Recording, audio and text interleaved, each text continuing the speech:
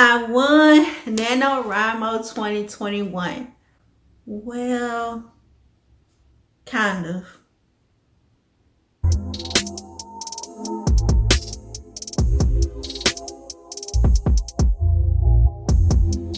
Hello, my people, and welcome back to my YouTube channel.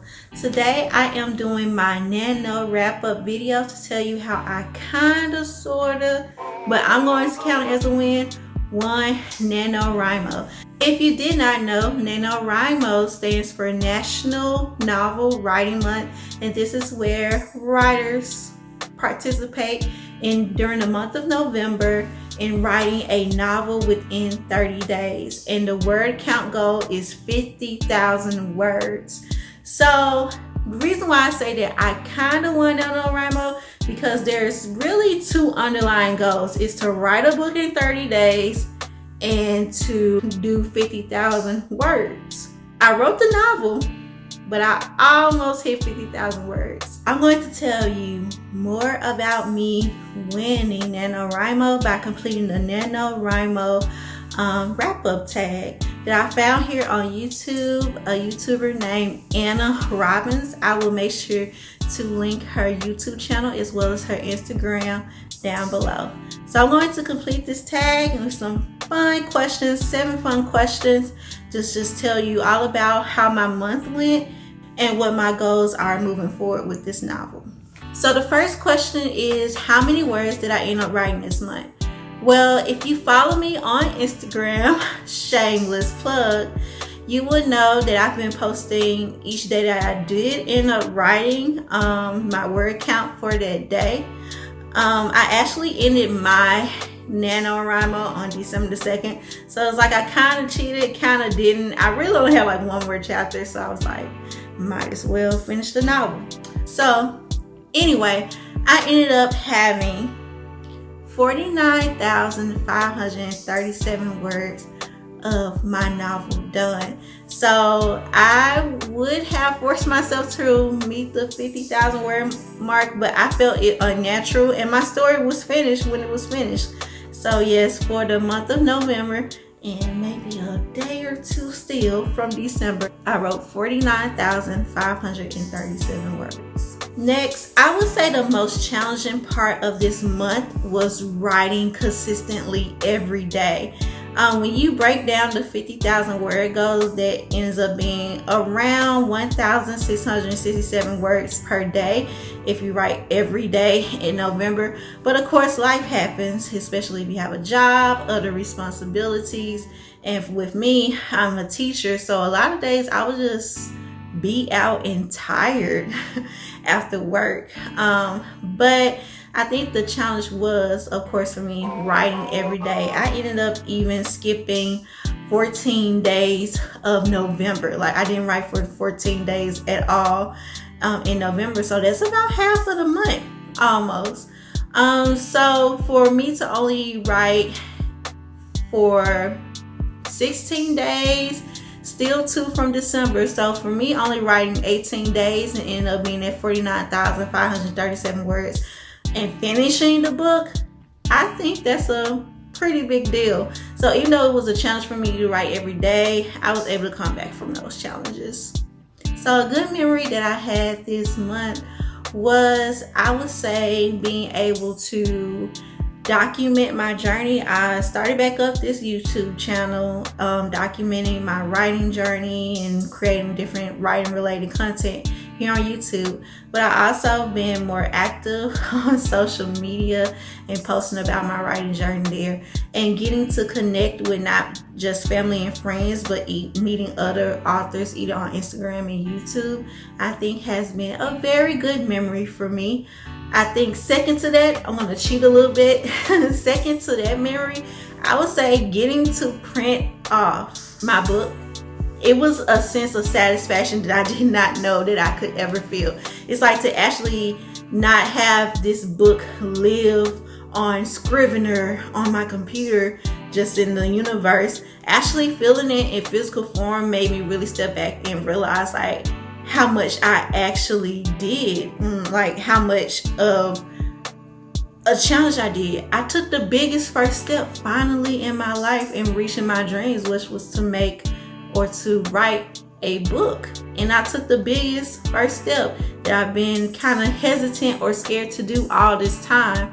So that was very rewarding to me, and I'm planning on keeping it up and keeping the good vibes, the good memories, and pushing on, remembering this moment. So question number 4 says, can you share your worst or your favorite line from the book or from your project? I'm going to kind of cheat because it's like multiple lines, but it doesn't matter. I just felt all jitty when I wrote this part. It's kind of like in the middle of the book. So here goes. Tony gave Danielle a great big hug that rocked both of their bodies from side to side. Danielle laughs in joy over the fact that she actually did it. When they stop rocking, Danielle looks into Tony's eyes and notices how bright and open and brown they were when he is really happy. Then she shakes her head and pulls away. So I think that is, I don't think it's a favorite line, but I would say it's like one of my favorite moments in a book because it is a discovery of some feelings that I'm not going to get too much into. So yeah, that's my favorite line or moment from the book that I wrote. All right, so the next question is, what was your wordiest day? So I'm looking down at my paper, and my wordiest day was November the 23rd, in which I wrote 11,289 words. And I actually did document that journey. I'll put it or insert it somewhere on this video and also put it in the description box below. But that was a day where I didn't write for about a good 10 days, and I really wanted to desperately catch up. So I gave myself a 10K challenge, and I decided to document it all. So again, just check out the video to learn more about how I did it. So the next question is, what's next for this project? Well, I just plan on forgetting about the book. So my goal is to publish this book sometime in 2022, but I would say at least for the months of December and January, I want to just forget about the book. Don't touch it, don't do anything with it. And then after that, I will go into revisions and the whole process. All right, and the last question of this tag is, can I share any tips, tricks, or lessons that I've learned throughout this month? I think the most valuable tip that I learned was using the Pomodoro technique. I used it every day. So if you don't know, just give you a quick rundown of the Pomodoro technique. It's where you take 25 minutes on working on writing, whatever type of project you're doing. You can be doing this at work. You can be doing this for school, studying. You can do this with writing. It really, anything pertaining to you working or doing something that requires concentration. You take 25 minutes to do that, and then take a 5-minute break. So this alternates about 4 times. So when you do 4 rounds of 25s with 5-minute breaks in between, then you get to take a longer break, which will be about 15 minutes. And that is the technique I use. Not only did it increase my productivity, but it helped me understand and learn time management. And there's plenty of timers on YouTube that keeps track of the 25 minutes on and then 5 minutes off for you, and I will link my favorite ones that I use during NaNoWriMo below. I think overall, at the end of the day, the lesson that I learned was to just truly and full-heartedly believe in myself. Yes, it took a long time for me to get to this point of where I'm starting to fulfill my dreams that I've had since I was about 13 years old, of being a writer and writing books and short stories and such. But it doesn't matter how long it took me to get here. I'm now actually doing it, and I'm believing in myself and doing it. That I think that's the biggest lesson I learned, was that I can actually do this. I am born to do this.